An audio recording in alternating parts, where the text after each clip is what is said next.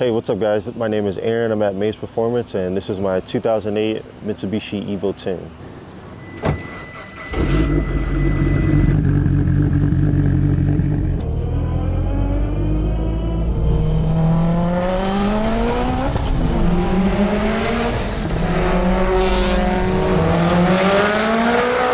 The way I got into cars is actually a funny story about my mom and dad actually meeting street racing.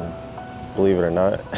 So I would say my mom was probably the one with the heavy foot, and my dad was the one who was always buying and selling cars, and he never just had his single project. He always bought and flipped a car to get to the next and kept getting better, next. It was never, being, I guess, complacent with whatever car he was driving. He was always exploring different, platforms, and I guess just moving on from there. As a kid, I played a lot of video games with, street racing cars, probably, what was it, Need for Speed, Underground, or Burnout, or, didn't really have too many Hot Wheels, but anything that would go fast, I wanted to, be a part of it, and that was the itch right there. That's what pretty much started everything. My first car was a Mitsubishi Eclipse GS. You see everybody else with their cool cars and you want to get your own project, you want to build your own car, but nobody prepared me for all the hiccups, all the setbacks, all the breakdowns on the side of the freeway, getting home and checking your car every single time you're done driving because something, might have been wrong or something went wrong. Just like any other, DSM that's aged, there was, a lot of little, annoying issues with it. And on top of that, it was from the East Coast. So we had to deal with a lot of rust issues, a lot of, past mechanics working on the car that the car was never okay, It was always trying to play catch up, trying to get back to getting the car reliable, which it never really was. And that's what forced me to, honestly, sell it, because it just wasn't what I wanted. So after the GS, the Mitsubishi, I got a GST. That was a big step up, and I came into that because I went to Mitsubishi Owners Day. I heard a car fly by and I heard this noise, and I was like, I've never heard that before.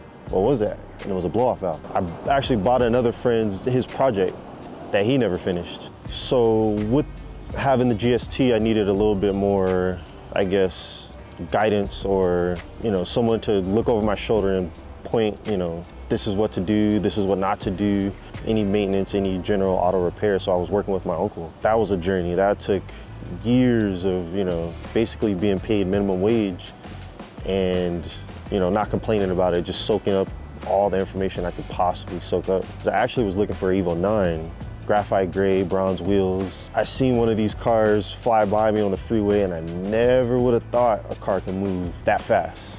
Like, it was almost like the car just skated across the freeway, and by the time I seen it, was just as fast as, it was gone.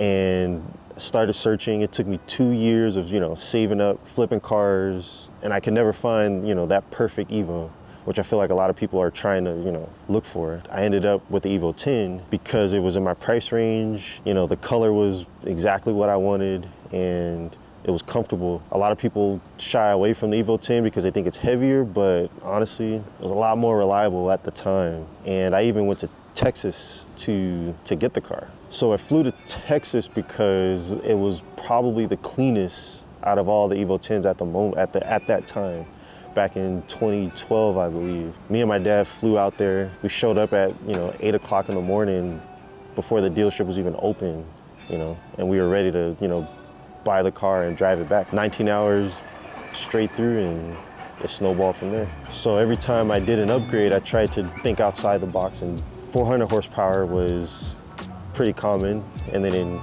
that wasn't enough, so you buy the bigger injectors, you buy the bigger fuel pump, the bigger turbo, a different manifold. Made a lot of friends, made a lot of, a lot of industry connections to where, these guys are willing to help, they're willing to share their knowledge as long as you're willing to, let them teach you. So that was probably the biggest thing that inspired me to build this car.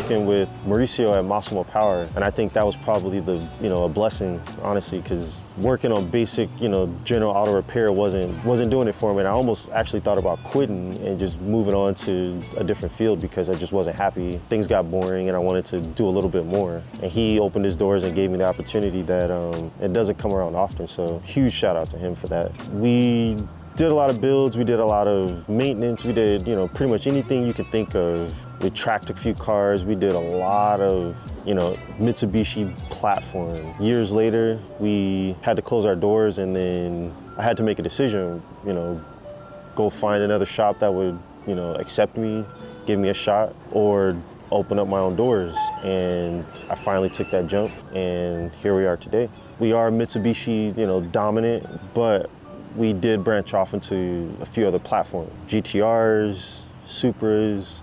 We do, general auto repair, but a lot of it is anything that's gonna go fast, diagnostic problems, electrical problems. We do clutch repairs, we do engine builds, suspension setups, corner balancing, a little bit of everything. It's nice over the years to see, from having nothing in the shop to having a pack shop where, people are bringing their cars from out of state. Everybody has their mistakes. Everybody has, their ups and downs.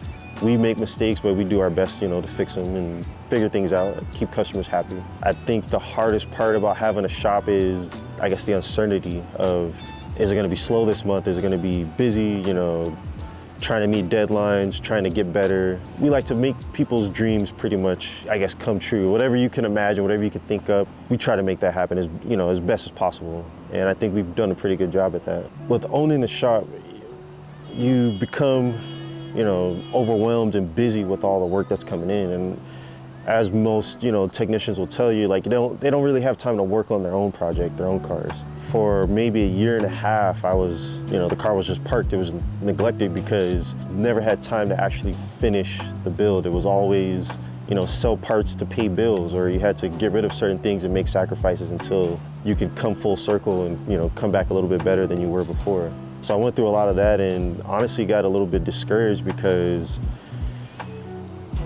it was a rough patch that I went through, but it did set me up for what it is now, because customers would show up and they'd be like, hey, like, your car's looking kind of dusty, or, where's your car at? Where's your build at? You got the shop, you got all these tools, you got all these resources. Why aren't you finishing your car? And it wasn't until I drove a car that was faster than mine that I was like, damn, I miss my car. Like, I'm tired of driving, the daily, which was a Toyota, Camry. That started a bunch of late nights, a bunch of, after hours that probably should have been sleep, and just staying here late and doing whatever I can do to pretty much put the car back together.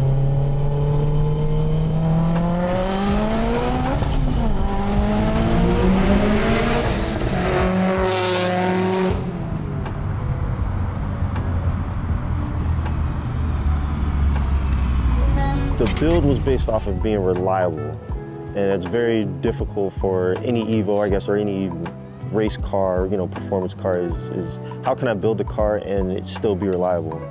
I wasn't concerned about gas mileage, but I was concerned about being stranded, if something was wrong. Those past Mitsubishi Eclipses really left me, I guess, with a bad taste where I was just always paranoid or worried. Let me go against the grain, let me do something a little different, but also let me try to make sure it's reliable. It's gonna get me from point A to point B, because I'm gonna drive it, but I want it to turn on every time, I wake up in the morning or I need to go run a few errands. The Evo 10 has a 4B11, very reliable. It's way different than the 4G 6.3. Mine in particular has a 2.2 manly stroker. Everything from the head being ported to GSC cams, springs, retainers, anything you could think of, it's been done. A lot of why the car was being put on hold was, ordering parts and waiting for those parts to come in. And there was a back order, there was, parts being specially ordered. The biggest factor into all this was, yeah, you got to build engine, but what's going to make it, powerful? What's going to keep everything easy to work on?